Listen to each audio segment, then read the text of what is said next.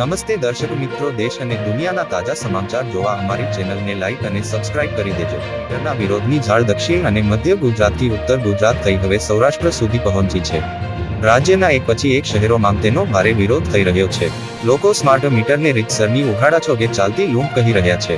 સુરેન્દ્રનગરમાં પણ પીજીવીસીએલે smart meter લગાવવાનું શરૂ કરતા ત્યાં પણ વિરોધ શરૂ થઈ ગયો છે. સુરેન્દ્રનગરમાં અનેક રહીશોએ સ્માર્ટ મીટર લગાવવાનો વિરોધ કરી છે. તેના માટે રજૂઆત કરી છે તથા રસ્તા પર ઉતરી આવ્યા છે. લોકોએ જણાવ્યું હતું કે સ્માર્ટ મીટરના ફરજિયાત વપરાશની ફરજ પાડવી તે રીતસરની ખુલ્લી દાદાગીરી છે. 2 ટંકનું માંડરડી ખાનારાઓ માટે સ્માર્ટ મીટર તો જાણે મોટી લૂંટ જ છે. ગુજરાતમાં સ્માર્ટ મીટરનો વિવાદ સતત વકરી રહ્યો છે, જેને પગલે હાલમાં સરકારે આ યોજનાને બ્રેક મારી છે હોવાનું કહેવાય છે. પરંતુ આગામી દિવસોમાં સ્માર્ટ મીટર આવશે તે નિશ્ચિત માનવામાં આવે છે. સ્માર્ટ મીટર અંગે લોકોમાં સરકાર સામે વધી રહેલા વિરોધને જોતા કોંગ્રેસે પણ આ વિવાદમાં કૂદાવ્યું છે. તેણે વિરોધ કરતા કહ્યું કે વસ્તુ ખરીદ્યા પહેલા જીએસટી ભરવા જેવી વાત સ્માર્ટ મીટરમાં પણ છે. આ પ્રકારની નીતિ ચાલી શકે નહીં. સરકારનું સ્માર્ટ મીટર લગાવવાનું વલણ દમનકારી અને ત્રાસદાયક છે. આથી સરકાર દ્વારા સ્માર્ટ મીટર બંધ કરાવવા જોઈએ. શહેરમાં વીજ કંપની દ્વારા સ્માર્ટ મીટર જો બંધ નહીં કરવામાં આવે તો આ અંગે જરૂર પડે તો મુખ્યમંત્રી અને રાજ્યપાલને પણ રજૂઆત કરાશે તેવું પણ રજૂઆતમાં જણાવ્યું હતું. સ્માર્ટ મીટરના મામલે ગુજરાતના કેટલાક ભાગોમાં રોષ ફાટી નીકળ્યો છે.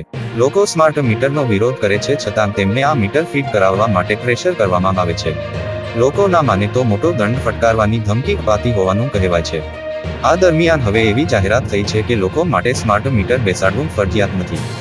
સામાન્ય જનતાની ગેરસમજ દૂર થાય તે માટે રહેણાંક વિસ્તાર બાદ હવે સરકારી કચેરીઓમાં પણ સ્માર્ટ મીટર લગાવવા વિચારણા હાથ ધરાઈ છે.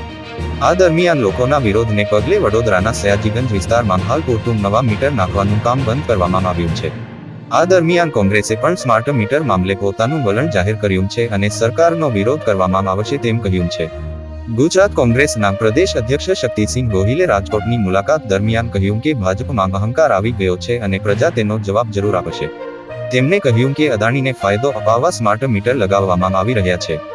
શક્તિસિંહ ગોહિલે કહ્યું કે પેટ્રોલનો ભાવ 500 રૂપિયા થાય તો પણ ભાજપ જ જોઈએ તેવા અંધભક્તોને હવે પ્રજા જ જવાબ આપશે. તો હાલ માટે બસ આટલું જ. અમારી ચેનલને અવશ્ય સબસ્ક્રાઇબ કરી દેજો.